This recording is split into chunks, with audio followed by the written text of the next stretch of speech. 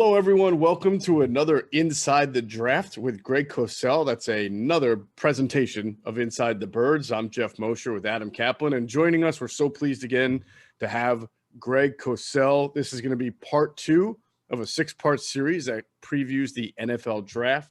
First five, we're going to go through prospects and Greg's also his process of breaking down tape, and then obviously the sixth one will be a recap of the NFL Draft. So we still have several weeks to go. In episode one, Greg, we talked about a variety of guys. I want to narrow the scope, Adam and I do, for this one, and specifically get into cornerbacks because it's such a big priority position for the Eagles. It should be, at least. And also developmental quarterbacks, those guys that go day three, that many teams like to take a chance on. So we'll go through that with you. I want to address real quickly, though, something that we were talking about before the start of the show. You're in the lab right now. You've already been grinding tape. You're there very early in the morning. Like, what's April like for you? Do you ever get out of the house? Do you ever see the sun, or you're just grinding tape all day long? At this time, I'm kind of grinding tape. Like this past weekend, I worked Saturday and Sunday, pretty much most of the days.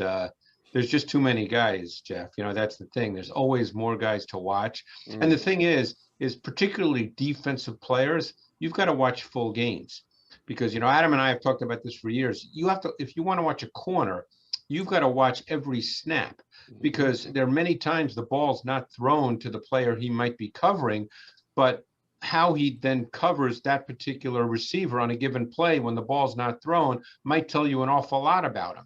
Right. So you have to watch games. And in college, unfortunately, a lot of teams run 90, 95 plays. And if it's a close game, you got to watch 90, 95 plays. And so it takes time. Real quick, I'm sorry to follow up on that. How many guys do you watch, and how many games of each player do you try to watch? Yeah, that for a defensive player, it depends on the position. Corners, for instance, normally don't have a lot of individual plays, tackles, things like that. So you're not going to see a corner that has 85 tackles, So what I do with corners is I'll watch at least 3 games, full games, and maybe more depending on what I'm seeing. Or if he's playing against quality wideouts, maybe he plays against 5 quality wideouts throughout the season. I'd like to see that. Linebackers, let's say. Linebackers, I'll watch full games, but then because linebackers have plays, after I watch 3, 4, 5 games, I will also watch all their good plays because I want to see how they make all their plays. Now, usually if you watch 3, 4, 5 games, you get a feel for that, but sometimes you'll see something that is a little different and you just say, wow, I'm glad I saw that. Like a good example, not of a linebacker, but this weekend I watched the safety from Oregon, Javon Holland, who is considered probably a top 50 type player, didn't play in 2020. So I watched 4 full games from 2019 and then all his plays, because he had a bunch of them, because safeties, depending on how they're used, make a lot of plays. So it takes time to go through all that. And the other thing that goes with it is you have to see how they're deployed by their team. You have to get a feel for how they're used. And that's critical because when you watch a player, you may watch him and say, well, I don't think he can be used exactly that way when he gets to the NFL because I don't think his traits match up to being used specifically that way. Or you may say, hey, that's exactly the way I think he can be used. But you don't know that till you watch all the tape. 2 things off of that. Number one, do you go by like a list? Like, how do you decide which guys you're going to watch? And number 2, maybe you put your list together of guys to watch, and then the guys that you were not on the list, but yet you're watching, let's say you're watching receivers, and you see a corner, might be from a lower end school that is not on the radar, and you go, wow, this kid's got some traits. Will you do that? Will you put them on your list? Here's the way I start, because I can't watch. I'm a one-man scouting operation, so I can't watch 500 There you go. guys. Right. So the way I start, because I can't really start till late in the NFL season for obvious reasons, as you guys know. So I start with the Senior Bowl list. Okay, and then I go to the Combine Invite list. Now, normally the Combine Invite list comes out earlier than it did this year for obvious reasons, but that's where I start. And then sometimes I'll move on to if a scouting friend or a coach tells me about a player that is not on either list, then maybe I'll watch that guy as well. But that's the way I kind of go about doing it. And that gives me a list of probably 400 players. I can't get through all 400, but at least it gives me a solid foundation. As we move into corners, I do have to ask though, Greg, just as someone who's watched tape myself, do you have your own kind of formula or process? Because I know that, once your mind and your eyes get locked into something over and over and over, sometimes you need a little break or a break or a blank screen. Like, do you have only so much you'll watch before you step up and go have a snack or something? Like, how does that work? It's funny you say that, Geoff, because I can't watch 10 guys at the same position in a row. Agreed. Because after a while, not that it looks exactly the same, but you start to lose sight of subtleties and nuances. But I don't necessarily have a list on my bulletin board, which you can see behind me, of quote unquote traits and attributes for each position, just because I've been doing this for so long. So I don't need to refer to a sheet of paper that says, okay, well, I'm watching corners now. Here are the 5 or 6 things that I'm looking for, just because that's in my head. Right. But yes, you always, if we're going to get into corners, you always start with certain things. I mean, obviously you look for traits and attributes and characteristics of the player. Then you see how he executes those traits and attributes within what defense he's asked to play. In other words, if he's playing press man, how does he play press man? If he's playing off coverage man, how does he do that? If he's playing zone, and sometimes zone can be tough because you don't know how he's specifically coached. You don't know what he's asked to do. Sometimes you can watch a guy in zone and it's easy to say, oh, why did he do that? Well, you don't know how he's coached. I mean, I was watching Oklahoma this weekend, and it was clear when they played cover 3 that they wanted their corners, because in cover 3, if there's 2 receivers to one side, the approach normally is you read 2 to 1, meaning you read the slot to the outside receiver. Okay, their corners immediately went hard inside to 2, and sometimes 1 would catch the ball on the outside.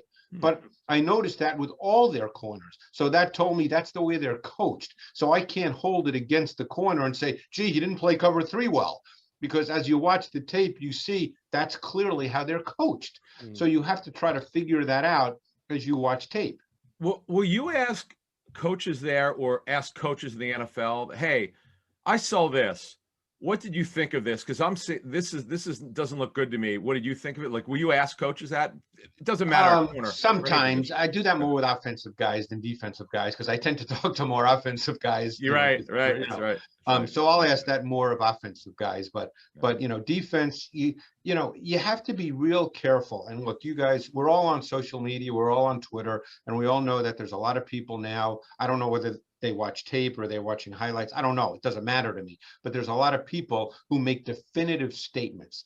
And one thing I've learned over the years, and I've been doing this a long time, and I think I'm not one who goes around, I'm not a self-promoter, but I think I'm pretty okay at this. But you got to be real careful about making definitive statements based on tape study, because you don't know exactly how players are coached. Are there some obvious things? Sure. But when you started getting into nuance and detail, it's like progressions with quarterbacks, okay? Are there some basic progressions on basic route concepts? Yes. But you just don't know exactly. So you got to be real careful about saying something definitively as if it's written in the Bible. All right, there you go. Let's talk, Greg, about corners. You mentioned that you don't have you don't need to have that list of sheet with positional traits and things you're looking for, because you already know. For our viewers, for our listeners, I do have one from a coach from years and years ago, by the way, but I don't need to refer to it, just every time I'm watching tape. Right. What are some things that stand out when you're watching tape of cornerbacks in particular? People hear the term flip their hips. They hear about inside and outside leverage. They know about boundary versus not boundary. What are you looking for when you evaluate cornerbacks specifically? Well, all those factor in. I mean, obviously, you'd love a corner to have really quick feet. You'd love him to be able to be very smooth and fluid in his transition, meaning the way he does flip his hips, meaning the way he does turn and run, if he has to turn and run, which they all do. Change direction. You'd like him to change direction really comfortably and smoothly. Those are kind of the basics. That's the position. Tough to play corner in the NFL if you don't have quick feet, if your hips are really clunky and choppy, if your feet are clunky and choppy, just tough to play the position at the NFL level. Those are the basics. But then you have to get into the specifics, Geoff. You have to start looking, okay, if he's playing press man, how does he play press man? There's two kinds of press man. There's mirror match press man, where you don't touch the receiver. You let him declare his route, and then you try to get into his hip pocket. And there's physical press man, where you jam him. You use your hands right off the snap to disrupt his route.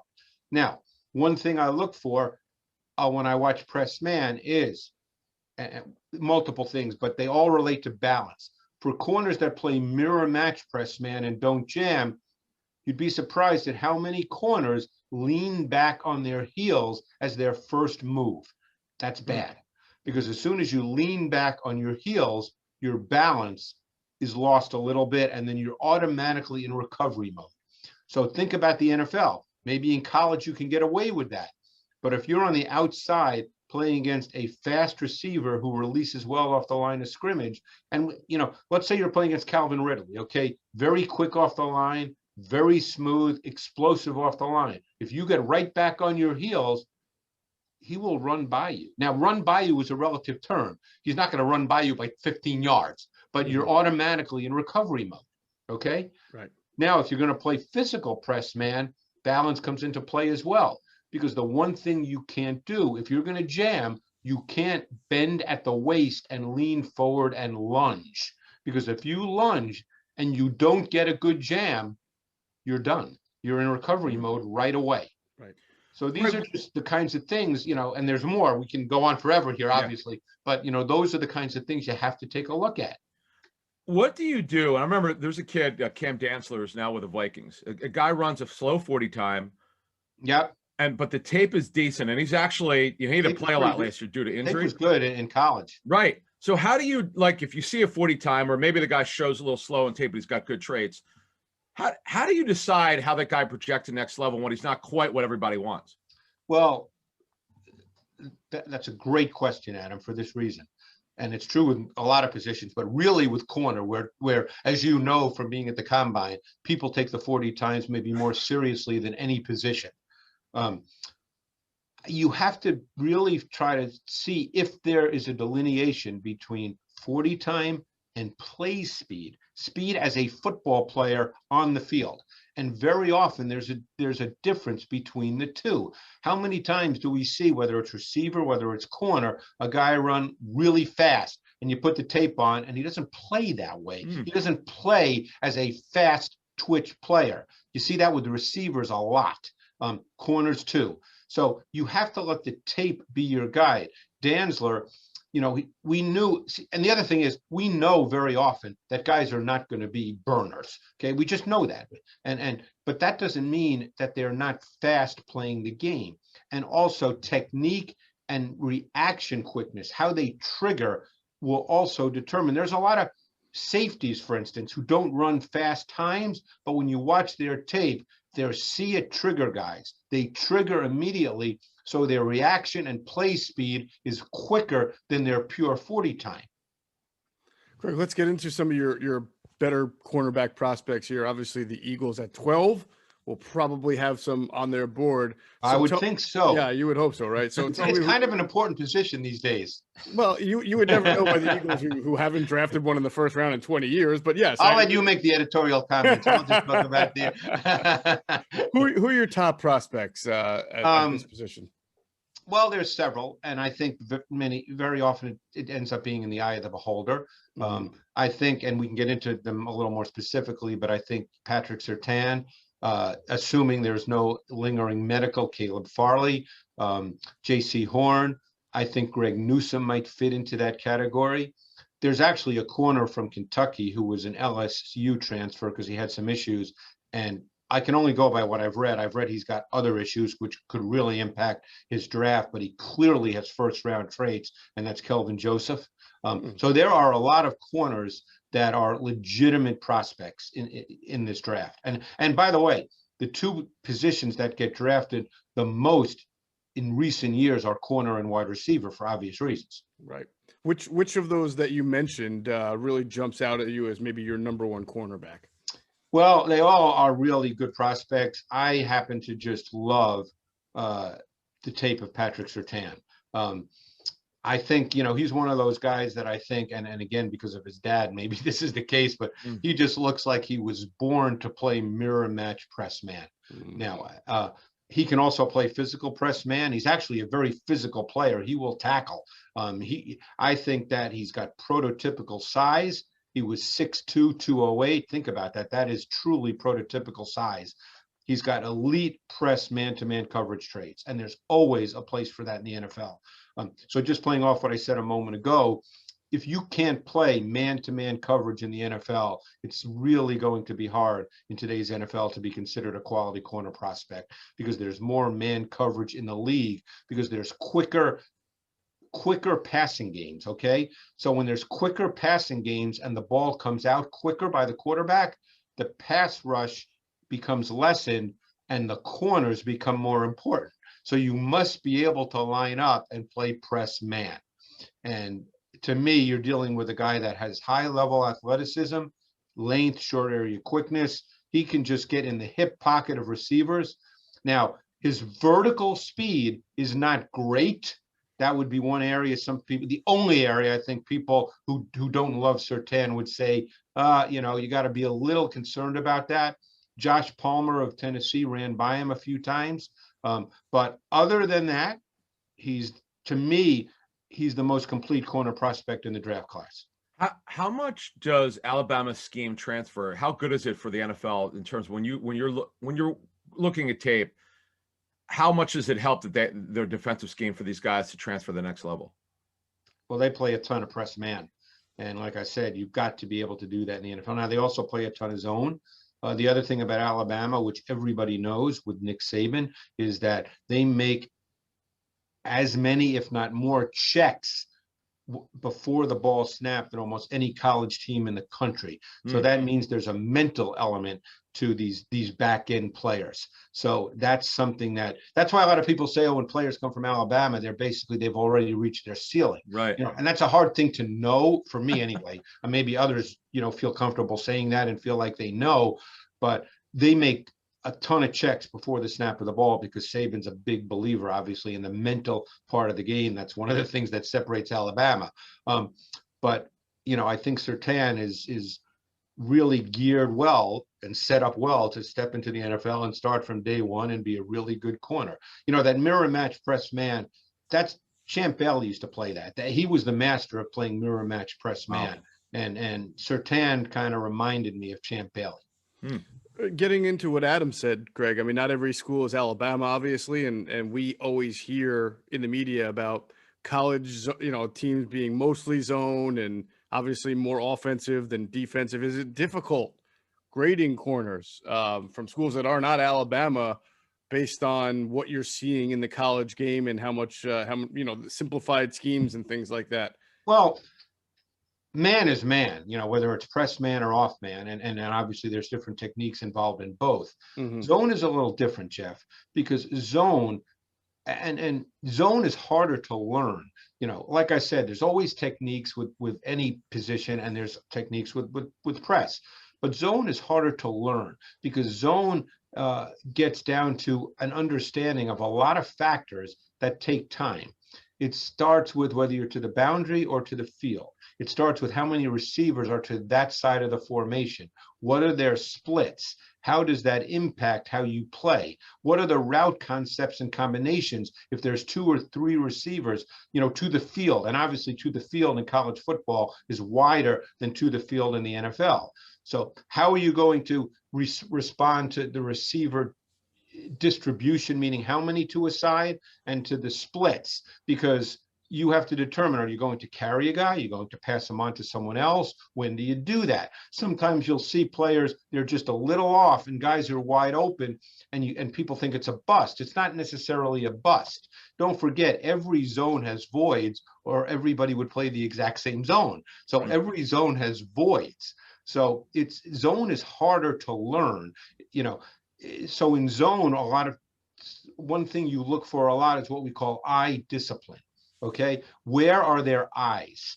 Because sometimes corners get their eyes in the backfield. And if you're playing zone, your eyes can't be in the backfield. They certainly can't be in the backfield in man, but man is different because basically it's say you got him.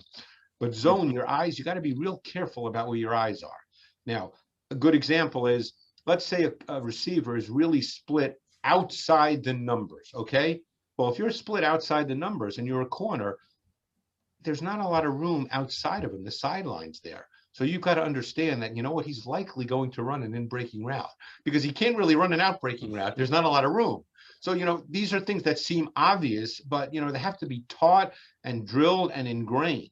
But eye discipline is absolutely critical when you're playing zone. Greg, I had some people in high-level scouting, and a couple guys said to me, this is actually before the Horn workout, one guy said, Horn's tapes is better than Surtain's. I'm like, really?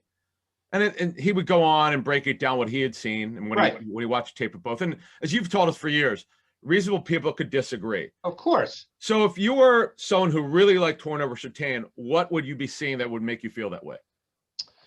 I would say that there's a competitiveness and a physicality to Horn that shows up. Not that Surtain doesn't have that, but with Horn, it's right in your face.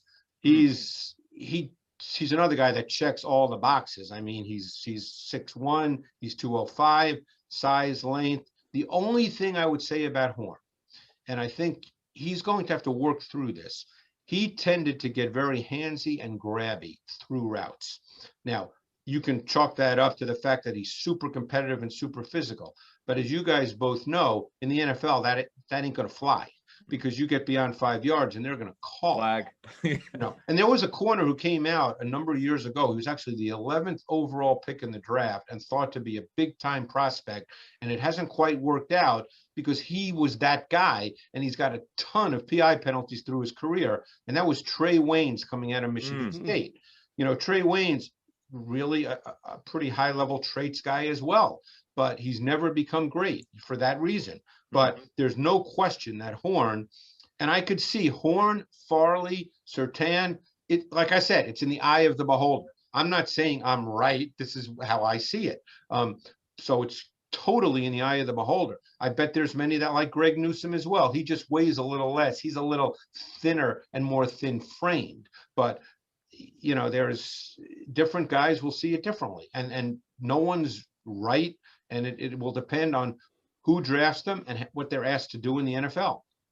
Interesting you brought up Trey Waynes because Adam and I just spoke recently on the podcast about the Vikings defense and how Jonathan Gannon, the new defensive coordinator for the Eagles, we expect is going to implement a lot of Mike Zimmer style concepts. And while Mike has been there, Greg, they've put a lot of draft capital into cornerback and pretty high. Guys like Trey Waynes, guys like Xavier Rhodes, Dan Alexander was a second-round pick, Mike Hughes, Gladney, right. And I don't know if there's some kind of common bond for that defense that jumps out to you that says, this corner here, who's in this, whether it's Horn or Surtain or somebody else, kind of fits that type of defense.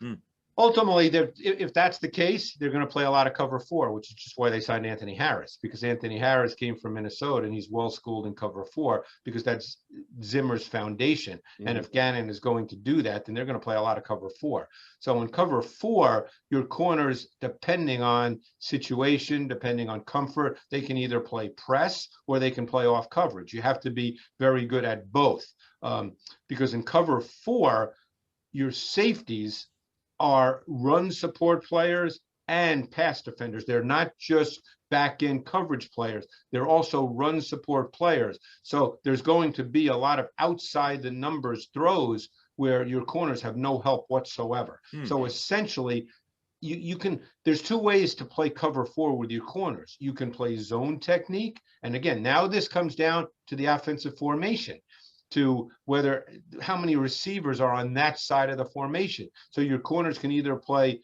zone technique or they can play man technique. And they'll play man technique if they know that they're not going to get help from the safety. You can play zone technique. Like, for instance, if it's a 3-by-1 set and you're going to play cover four and you have a single receiver to the boundary, okay? Your corner can play zone. Although there's so many factors that go into play, I shouldn't even go there because it's visual and it's too hard. You just have to see it. But the point is, your corners can play multiple ways on the outside in cover four with man technique or zone technique. Greg, when you look at Caleb Farley, it's really an amazing story. I understand he's only played the position of corner. He was a quarterback in high school. Yeah, and he was going to play receiver until he hurt his knee. He only got 2 years of tape. He opted out last season. But yeah, we'll stick. We've detailed the back stuff on our show, so we'll leave that to the side here. It's just a tape evaluation here. Those 2 years, what did that tape look like to you? Yeah, now it's funny. He and Surtain are almost the same height and weight, but Farley's built totally differently. Farley has a much stronger looking frame. Surtain almost looks sinewy and lean, whereas Farley just looks powerfully built. And that's the way he moves. He has powerful and explosive movement traits to go along with that size. It's funny you say that he doesn't have a lot of experience. That's why I believe, and this is all based on tape study, I believe he's much more comfortable at this point playing press man, because press man is, hey, you got him. You know, zone, as I said, requires a lot of other things that he's probably still working through and needs to learn. But I would say that he's a press man corner right now. But he's a powerful looking athlete. I mean, I guarantee there'll be people, and Adam, you've probably spoken to people who think that when all's said and done, assuming when the medical, is okay, that he'll be the best corner in this class. And I'm okay with that, because I think he's just so powerfully built, and he is very smooth and fluid for that kind of movement. Greg, after those three, you mentioned Greg Newsome. We talked about the top two, Surtain and Horn. Farley feels like a wild card because of the injuries. Who then gets into that next tier of corners? And is there anyone that maybe you feel has that ability to jump into an upper tier after some good coaching and some good guys there? That you got the two Georgia kids. Mm-hmm. You got Eric Stokes, who ran exceptionally well, right? And you got Tyson Campbell, who was actually the corner opposite Surtain in high school. Imagine that. At American Heritage in Florida, which is a big time high school. A lot of players come out of American Heritage. Tyson Campbell, to me, is a fascinating player. And I'm real curious to see how the league sees him. He ran really well. Came in at 6'1", 193, ran really well. I think he's got a high level traits profile. He's got size, length, athleticism, twitch, speed.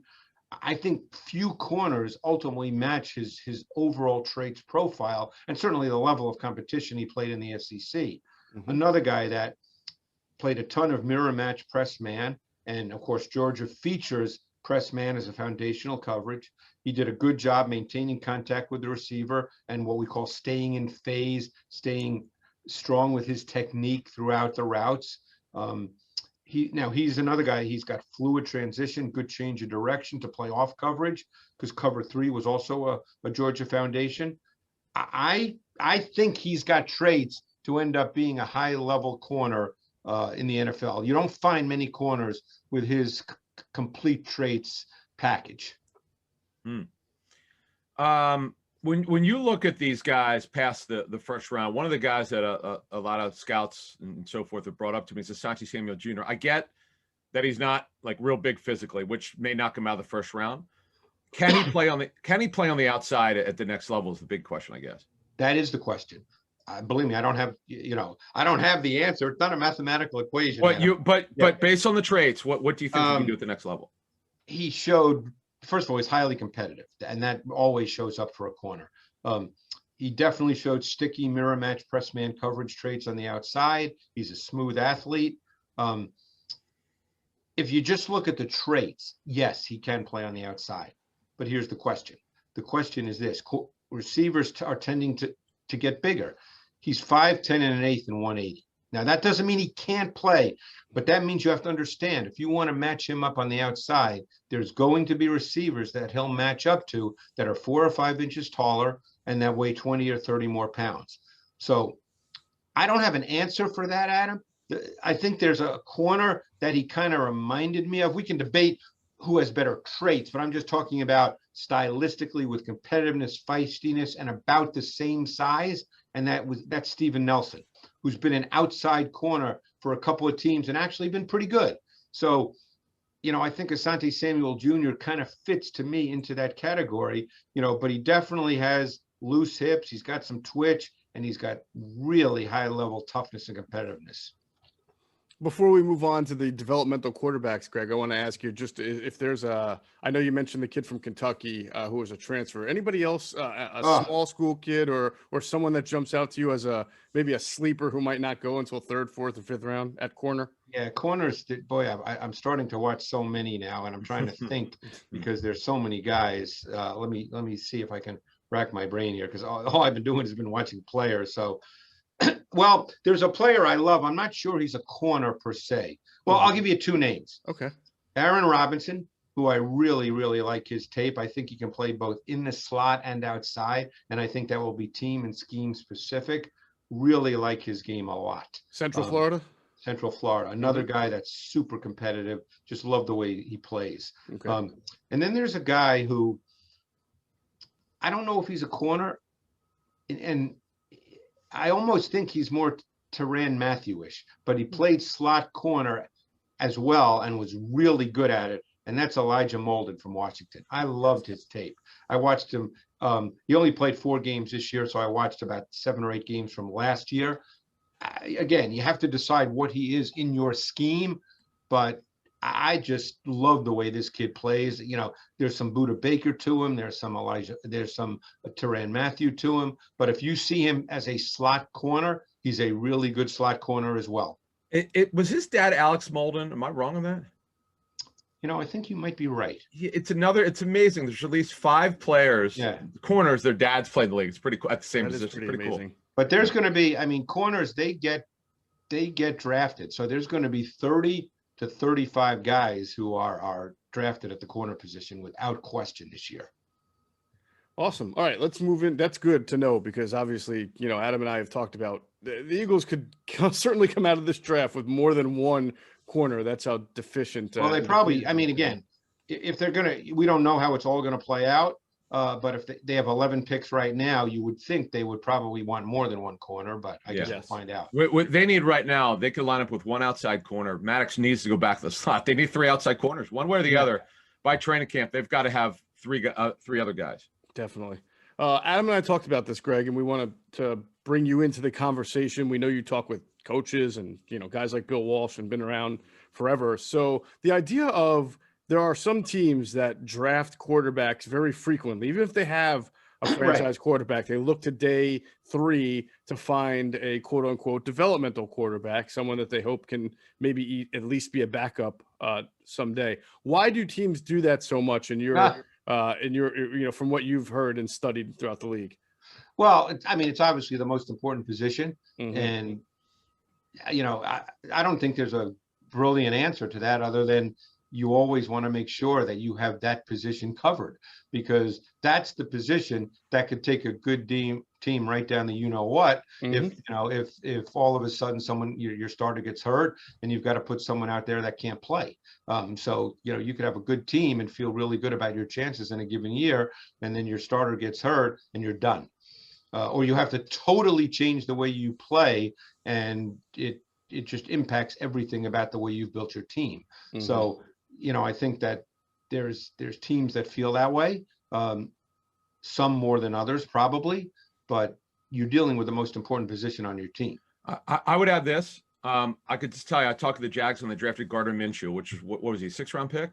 Yeah. Something like that. Yeah. Yeah. They saw traits in him, competitiveness and smart, super, super duper smart and athletic for the smaller guy.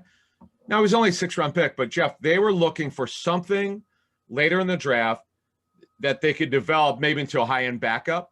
Well, that's really what he is. So to answer your question, I think it's an awesome question because teams do look for that.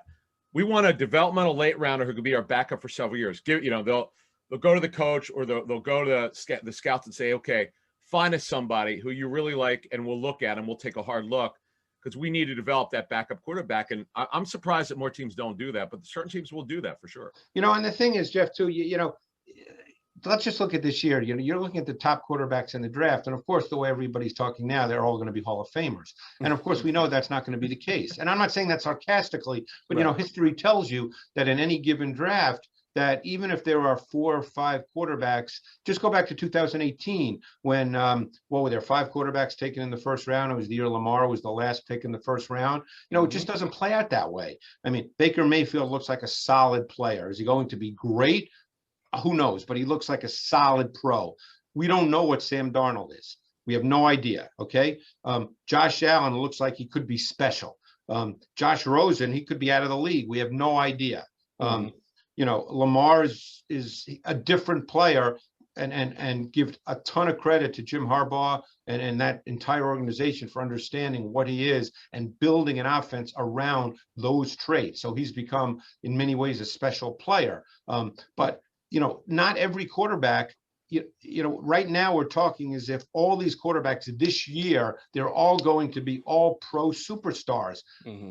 I hope they are. It's better for the league, but history tells you it's not going to happen that way. How much is coaching, Greg? I'm so glad you brought this up. You and Jaws, this is what I learned from you, particularly Jaws, though. He would always say, and it wasn't always the nicest thing, hey, the quarterback position is the worst coach in college football. Well, in the NFL, we're supposed to have great coaching. But as we know, sometimes you go to the wrong staff, and for whatever reason, these guys don't work out. And I understand there are a lot of variables to why guys don't work out.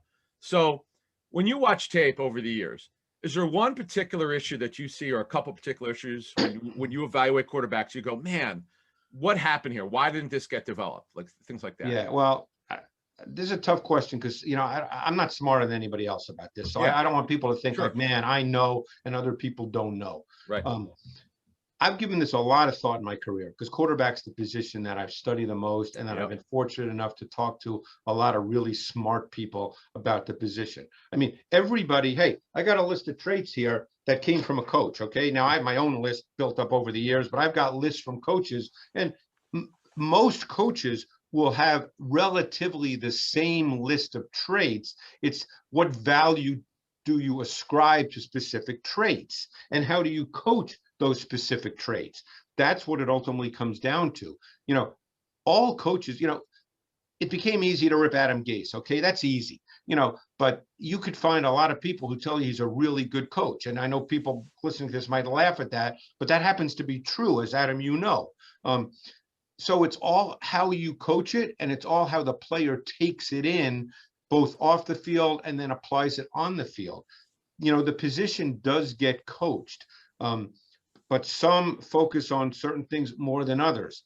I'm a believer that when you play, everything gets manifested in how you play. In other words, quarterbacks don't make great throws, and this is not sarcastic, so I know Adam might laugh here, but quarterbacks don't make throws in critical situations because they have the it factor or because they take their offensive linemen out to dinner. They make throws in critical situations. I haven't heard that in years from you. Yeah, because their mechanics are outstanding and repetitive, because they see things, because they're able to eliminate what's not there and isolate what is there, because they're able to throw the ball with precise ball placement. That's why they make throws. So I've always been a believer that, we throw out words like the it factor, intangibles. Work ethic is not an intangible. Work ethic can be measured. And what is it that you're working on? Are you working on the right things, or are you working on the wrong things? That's not an intangible. That can be measured. You have to know what the right things are and what the wrong things are. I can tell you, because I've had young quarterbacks in my office, as Adam knows, young quarterbacks, when they sit and watch tape, they're just watching the game because they've got to be taught what to watch. That's not an intangible. Right. So ultimately everything gets manifested by how you play, and that's coaching. And it's to me, it's like I said, it's not purely a mathematical equation, but guys are not great quarterbacks just because they've got something. Now, there's a lot of more development now. There's something called an athletic intelligence quotient. There's a lot more things now that people, as technology advances, that will help people evaluate quarterbacks better. But all these things are measures. They're not just, he's competitive and he's got it. I mean, and again, I'm not saying that to be funny, but I think people say that when they don't know. They don't know how to define it. Like, do you still have that sign on that, the it factor? Is that still in your office? Not now, no, but that's, I know. I know the one you're talking about, because I've had to move my office a couple of times. So, oh, okay. Yeah. I got you. But I mean, that's not why Tom Brady makes great throws in the fourth quarter. Right. And by the way, the great quarterbacks do the same thing all the time. It's just the fourth quarter is closer to the end of the game, so people think that means he's clutch. Well, he does the same thing in the first quarter, but we don't say it's clutch in the first quarter. Absolutely. True. So of a few names here, there's Kyle Trask, Kellen Mond, Jamie Newman. Anyone that kind of jumps out at you as something that you like, that you saw or don't like? I mean, well, go ahead. I think when you get down now, you're dealing with quarterbacks that have, more defined weaknesses than the top guys. That's why they're being talked about here. So this is the perfect case of when coaching comes into play. I think there's two quarterbacks that I find more interesting than others. Now, again, where they get drafted, I have no idea. I would say Kellen Mond falls into that category, and I would say that Davis Mills falls into that category.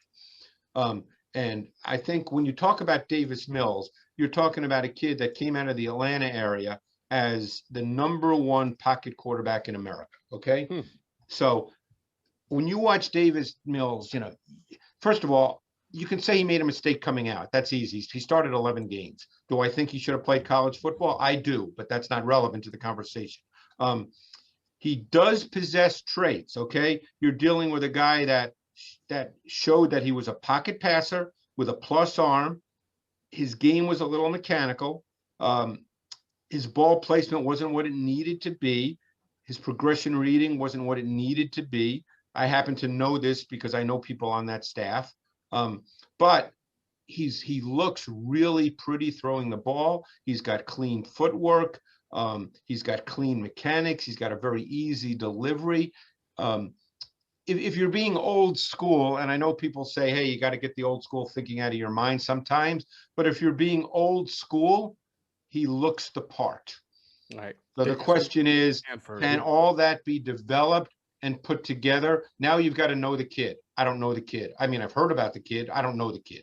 So now you have to put all that together, because at the end of the day, while he's not a statue, he would make his living essentially as a pocket quarterback.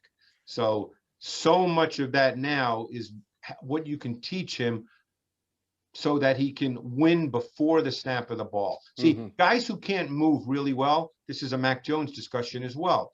You have to be able to develop the mental part of the game so that you can win before the ball is snapped. And I'm having these great conversations with coaches about movement now off script.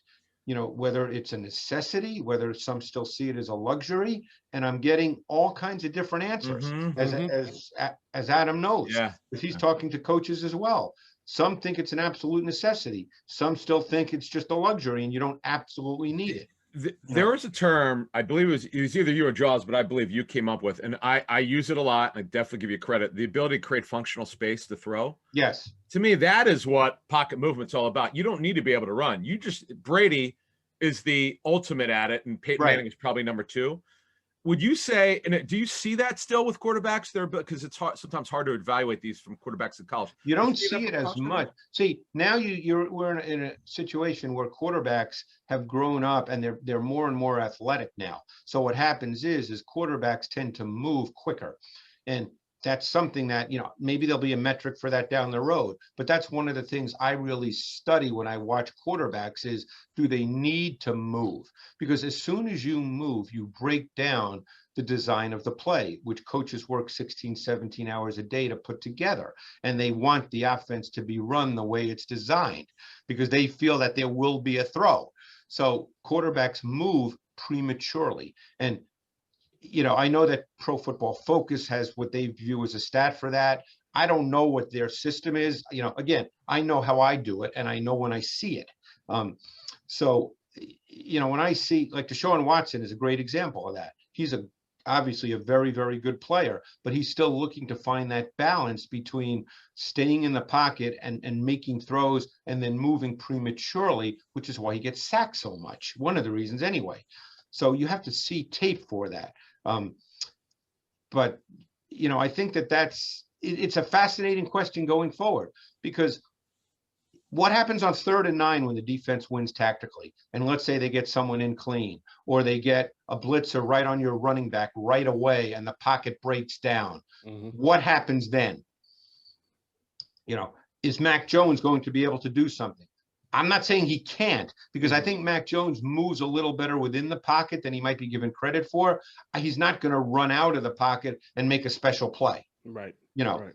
So you have to decide, is that important to you? How important is that to you? Sure. But anyway, just getting back, I think Kellen Mond is the other quarterback who probably falls into that category of someone that people probably feel could be developed.